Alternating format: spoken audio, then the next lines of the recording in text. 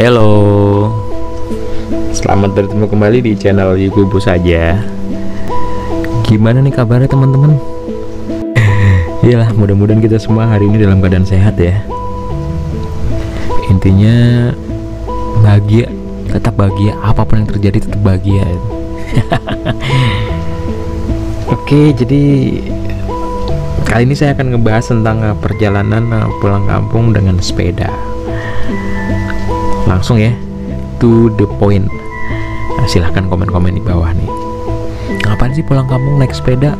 Kurang kerjaan aja nempuh ratusan kilo dengan sepeda. Kenapa nggak naik bus?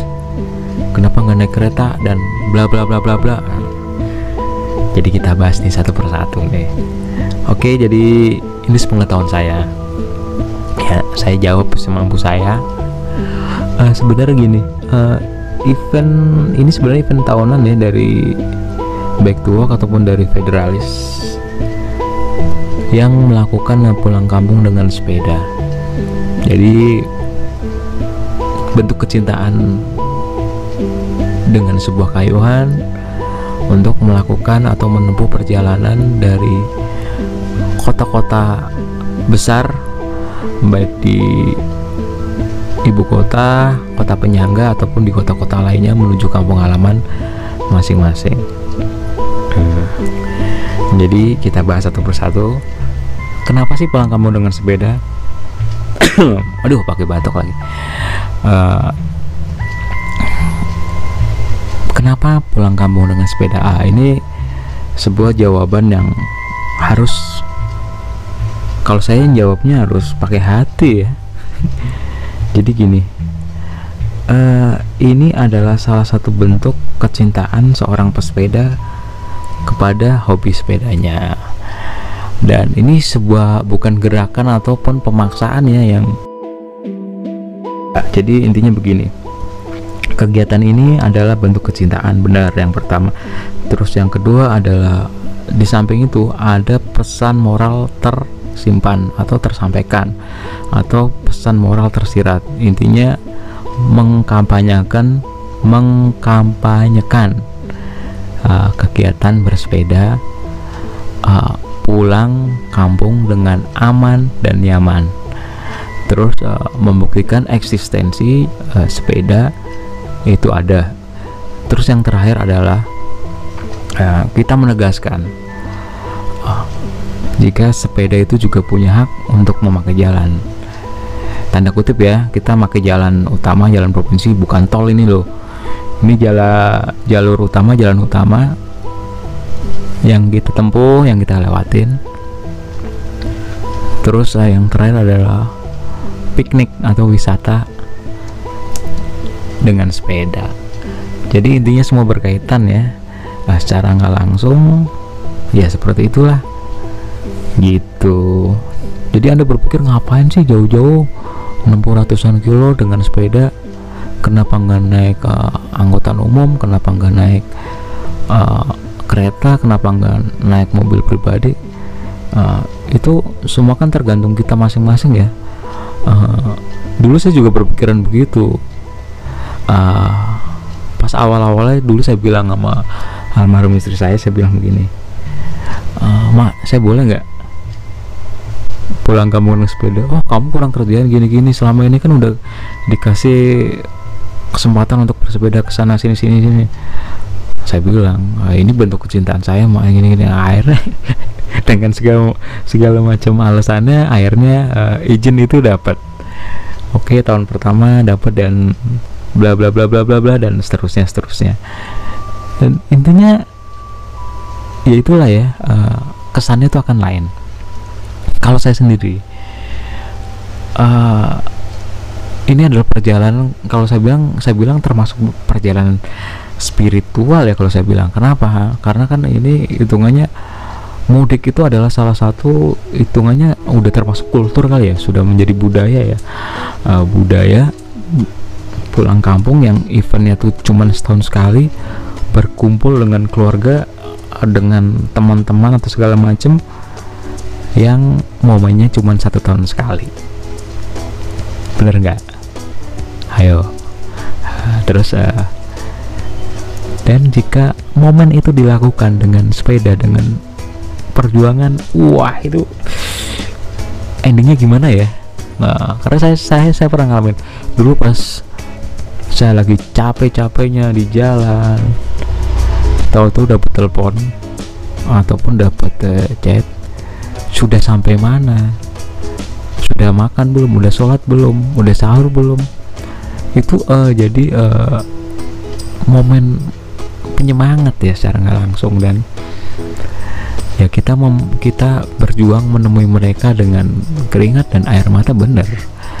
Kadang pernah saya punya pengalaman waktu itu H-1, saya bareng dengan sahabat saya anak Klaten. Itu posisinya jam 4 sore baru di Salatiga. Saya dengan seorang sahabat saya namanya Iska, anak Klaten. Pas jam 3 lewat atau jam 4 lah, saya ngeliatin tuh anak kecil udah nabuh beduk guys, udah bilang Allahu Akbar, Allahu Akbar, udah takbir lah istilahnya. Kita tuh waduh, ini guys jam segini sedang perjalanan dari Salatiga ke tempat saya ke Wonogiri tuh masih kurang lebih ya hitung aja 100 lah, hitung aja 100 kilo. Itu konturnya kalau saya bilang rolling, cenderung naik sih kalau saya bilang ya. Waduh, saya bilang aduh sampai nggak nih jadi perang batin ya. Dan dengan perjuangan yang berliku akhirnya sampai. Tapi ada cerita lagi nih. Jadi waktu itu pas jam 4 sore saya bilang saya itu bareng dengan, tadinya tuh bertiga sama teman yang satu orang Jogja dan pisah di Bawen. Terus ya akhirnya kan menyisakan 2 nih, yang satu jalur dengan saya saya Wonogiri arah Solo dan satu lagi arah Klaten. Tadinya udah fix ya mau pisah di Solo. Dan setelah sholat itu jam 4 istirahat di masjid, saya bilang sama sahabat saya sih, ini udah jam segini tujuan saya masih jauh, mau nggak mau saya jalan duluan ya. Akhirnya ya udah kita pisah di Sragen di Salatiga, kita pisah di Geber lah. Akhirnya sebenarnya tuh tega nggak tega kami harus berpisah, tapi kami udah sepakat apapun yang terjadi intinya kita sebisa mungkin satu jalur. Dan karena kita kampungnya beda, tujuannya cuma satu arah, akhirnya berpisah. Harusnya kami berpisah di Solo, dan karena waktu itu batin saya udah nggak jelas lah, akhirnya berpisah di Salatiga. Itu nggak salah tengah malam tuh, jam 2 tuh, jam 1 jam 1 lah kalau nggak salah, saya baru sampai rumah. Wah itu, waduh senangnya luar biasa. Itu nggak sampai tidur tuh, jam 1 sampai rumah istirahat, paginya udah sholat id. Sebelum sholat itu udah ketawa-ketawa aja, ngapain sih gua ngelakuin kegiatan begini-begini. Tapi itu sebenarnya titik balik buat tahun-tahun berikutnya. Akhirnya sampai sekarang kecanduan, ya itulah, menemui perjalanan, menemui orang-orang terkasih, menemui family, menemui keluarga dengan sepeda itu butuh perjuangan dan kesabaran. Dan mungkin itu melatih kesabaran kita di jalan ya. Itu kurang lebih seperti itu. Terus ada yang nanya, rasanya gimana di jalan begini? Saya rasa semua orang yang melakukan perjalanan yang lebih dari 100 kilo, baik itu dengan mobil, motor ataupun yang lainnya, saya rasa capek ya, sama capek. Cuman itu semua kembali kepada kita. Kalau kita hatinya udah seneng, saya rasa sih capeknya akan terbayar ya, akan hilang ya kalau hati kita seneng.